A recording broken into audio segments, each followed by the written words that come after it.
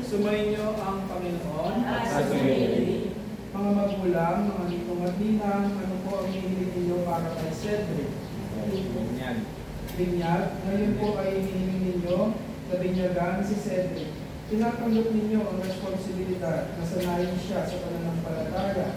Ito ang inyong katungkulan na palakihin siya sa kautusan ng Diyos, gaya ng itinuro ni Kristo sa pamamagitan ng pagmamahal sa Diyos at sa kapwa. Naintindihan ba ang inyong ginagawang hakbangin? Mga ninong at ninang, nakahanda ba kayong tumulong sa mga magulang na akayin si Cedric sa pananampalataya? Bilang kinatawan ng sambayan ng Kristiyano, kinagagalak kong panggapin ang inyong anak na si Cedric sa pamamagitan ng pagpukus sa kanyang noo. Lalagyan ko ng cross and then sunod lang po mga magulang at ninong at ninang.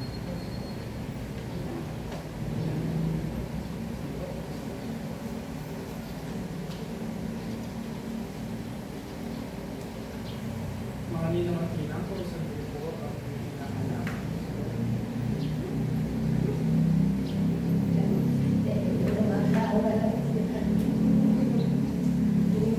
Ngayon po ay tayo magsiyuko at makinig sa mga pagbasa.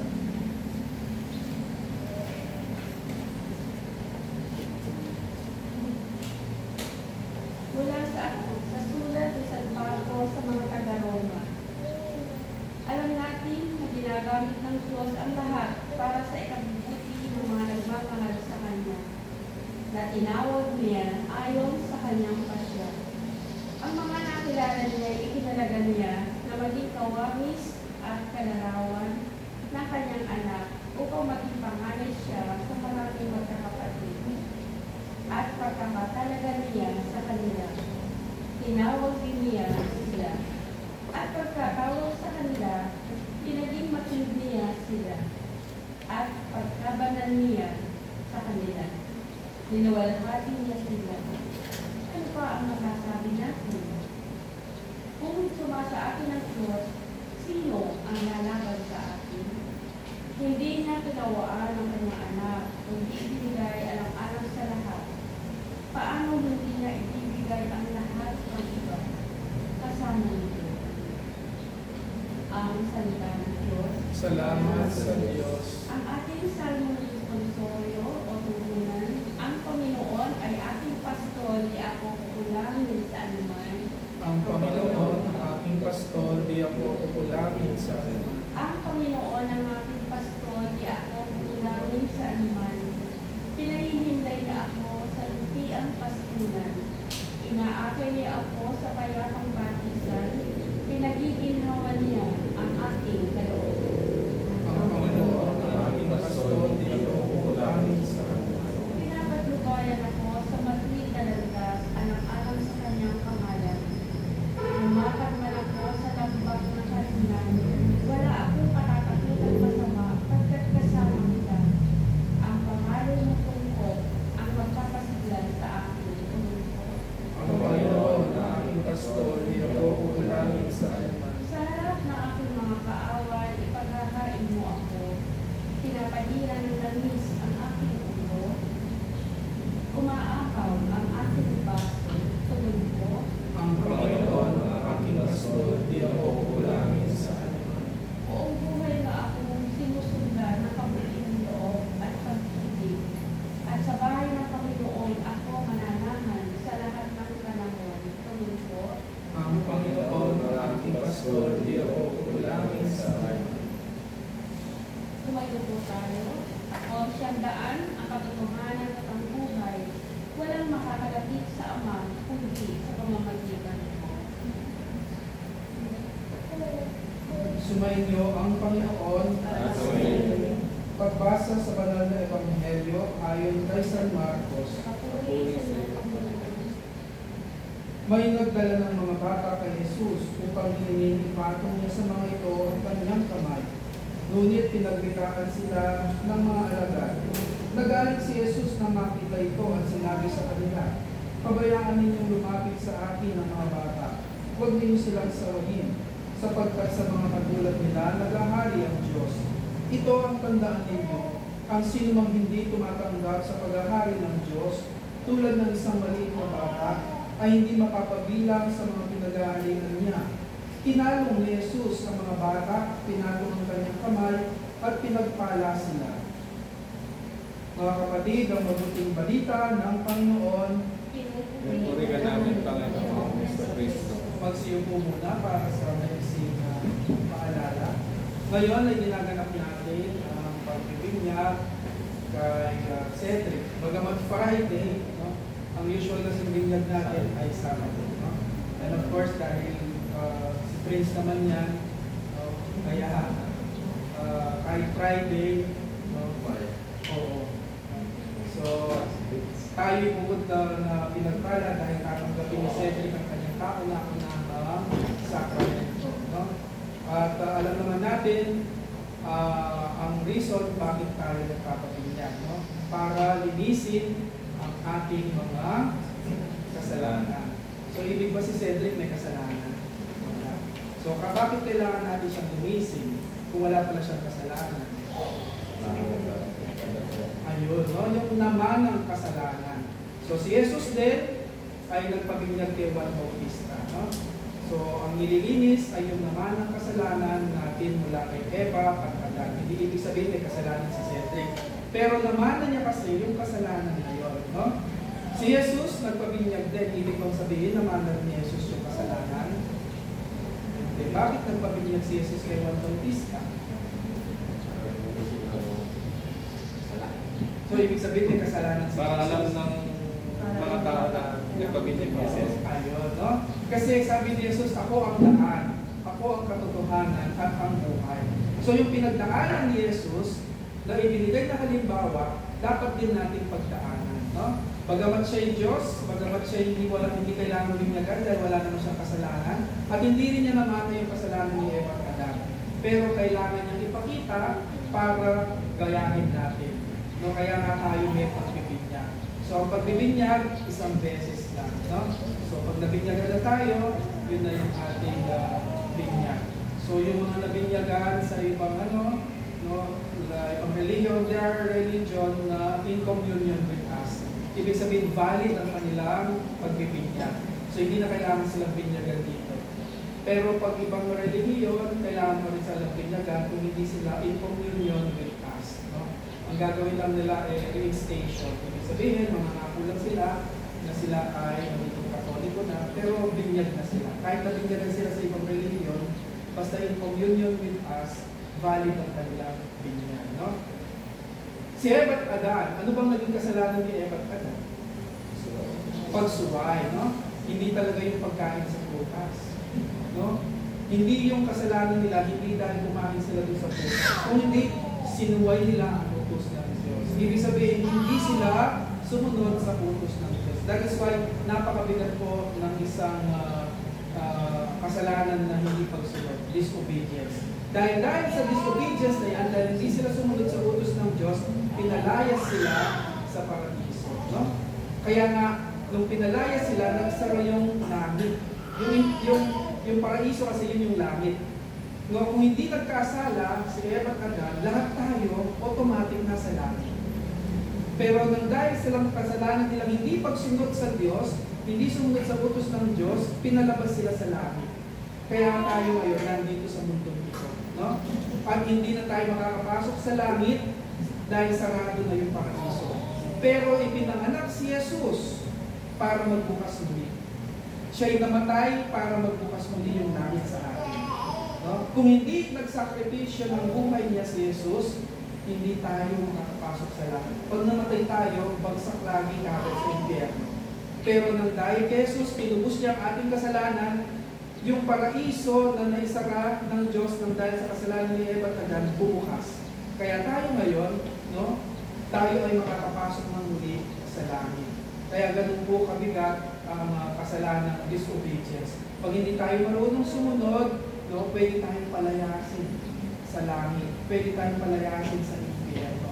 Kaya nga, kami, we are also very critical when it comes to implementing them. No? Dahil kung ano ang inuutos sa amin, yun din ang susundin namin. Or else, palalayasin din kami sa langit. So kung ano inuutos ng simbahan, susunod lang po kami.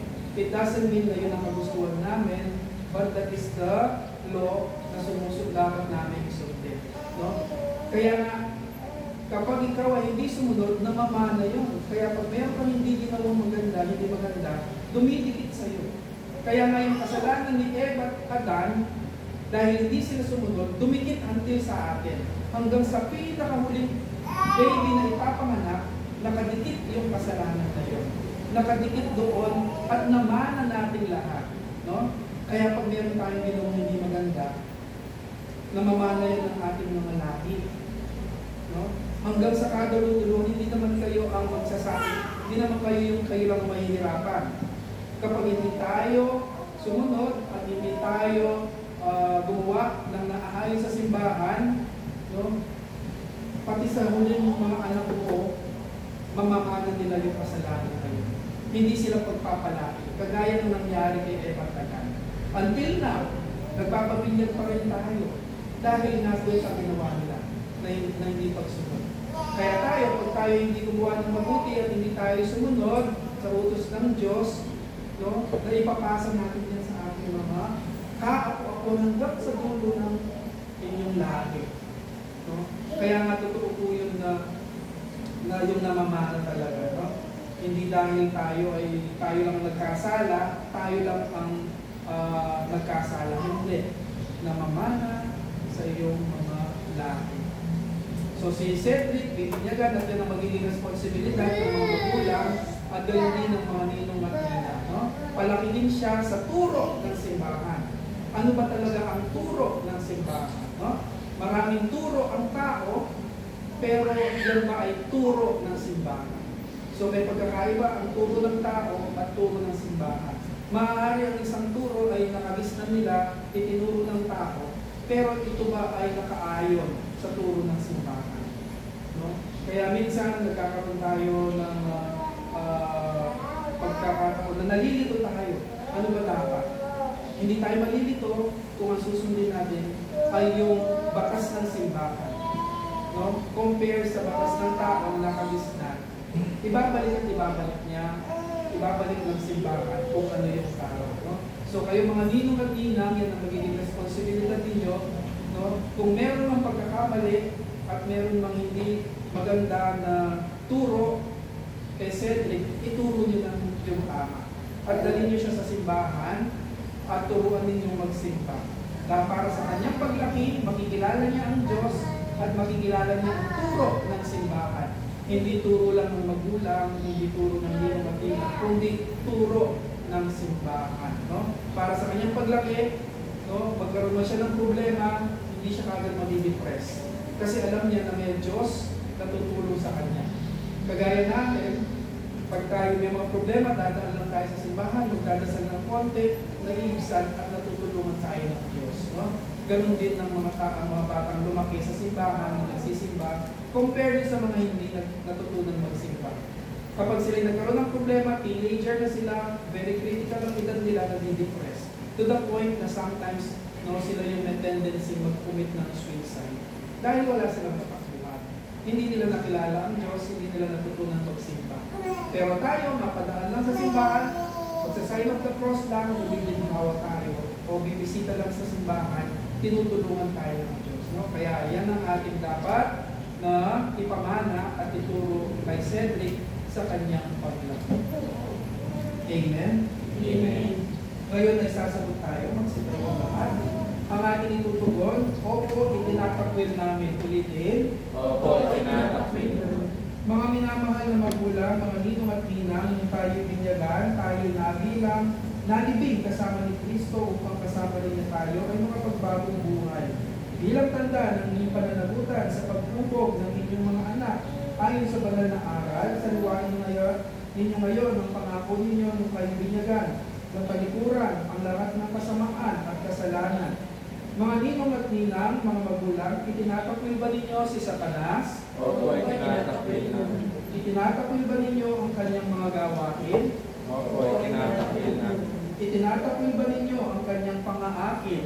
Opo, itinatakwil namin. Mga magulang, mga ninong at ninang, sumasampalataya ba kayo sa Diyos sa mga makapangyarihan sa lahat na may gawa ng langit at lupa? Opo, sumasampalataya kami.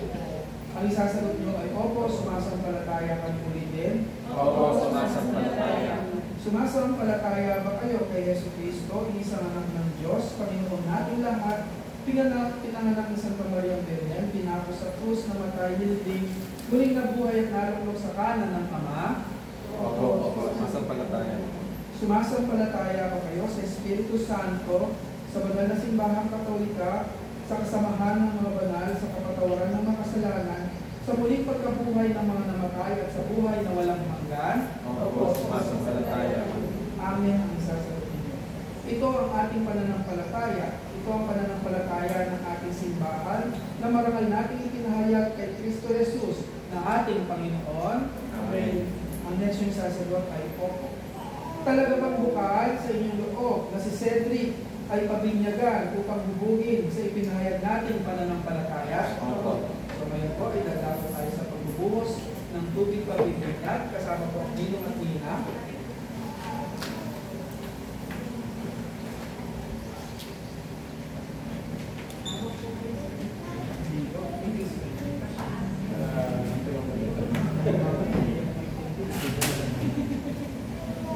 Tingnan mo. Cedric, binibigyan kita sa ngalan ng Ama, ng Anak, at ng Espiritu Santo.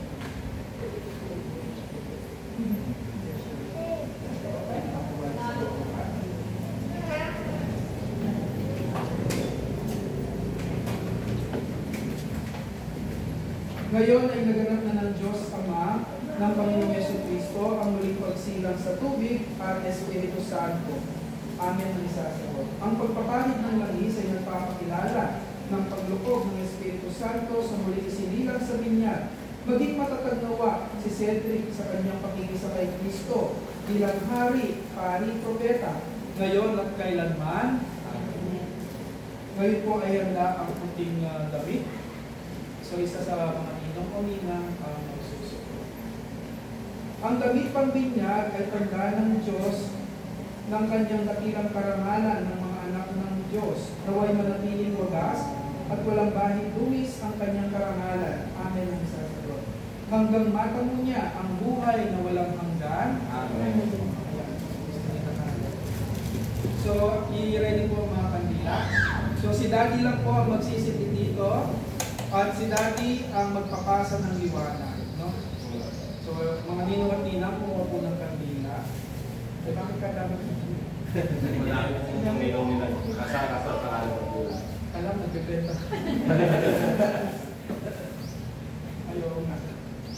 So, bago yung kandila, papahiram na ng langis. So, i-ready yung mga kandila. Amoy chocolate. So si Daddy ang magsisindi lamang dito. Kumuha po kayo ng liwanag mula kay Daddy, no?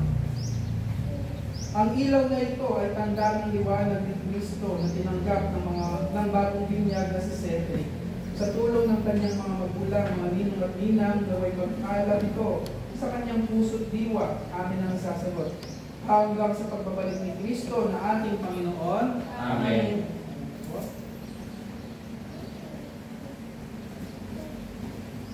Mga kapatid, naging anak tayo ng kaliwanagan kay Kristo.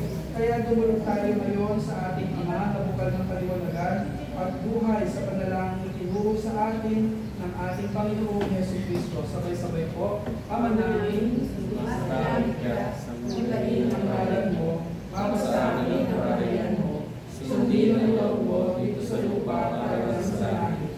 Bigyan mo kami ngayon ng aming kakanin sa araw-araw. At patawarin ng pagsisaling mga kasalan para ang pagpaparaw namin sa kakasala sa amin. At huwag mo kami ipaitulot sa tukso at iadya mo kami sa lahat ng masama. Ngayon po ay ipagdadasal natin ang nanay. Itaas po ang kamay at iharap sa nanay. Nawa ang Diyos na bukal ng buhay at pag-ibig ay punuin ng pagmamahal ang puso ng ina para sa kanyang anak, pagpalain ang ina ng bagong binyag na si Cedric, habang siya nagpapasalamat sa Diyos para sa payapang panganak. Naway matagpuan niya ang kasiyahan sa pag-ibig, amin ang isasagot. Paglago at kabanalan sa kanyang anak, Amen. Po ang tatay naman nagkakasalin, kapag sa tatay. Nawa ang Diyos ng ating Ama at waran ng mga ama, tulungan nawa niya ang ama ni Cedric na maging mabuting halimbawa nang sa ganon ang kanyang anak ay lumago at maging gustong Kristiyano. Amin ang isasagot. Sa lahat ng kapunuan ni Yesu Kristo, Amen. Ngayon po ay ang mga ninong at ninang, itaas lang ang ating kamay. Nawa ang Diyos na nagmamahal sa lahat ng tao, basbasan nawa niya ang mga ninong at ninang, kamag-anak at kaibigan na natitipon sa ngayon sa kanyang awa na pagsanggalang sila sama-sama. Amen ulit ang isasagot. At bigyan sila ng masaganang kapayapaan. Amen. So ibaba niyo po ang kamay at palapakan po natin si Cedric. So si Cedric, binigyan ng magandang pangalan, idinugtong ang apelido ni nanay at apelido ni tatay dahil anak siya ng tao, anak ninyo. Pero ngayon nabinyagan na siya ay hindi lamang anak siya ng tao, kundi anak na siya ng Diyos. At idinugtong muli ang pangalan ni Jesus, which is Christ. So siya ngayon ay isa ng Kristiyano. No? Hindi na mawawala yung pangalan ni Jesus sa kanya. Dinugtungan ng pangalan ng Kristiyano. So siya ngayon ay Kristiyano na. So palakpakan natin si Jesus.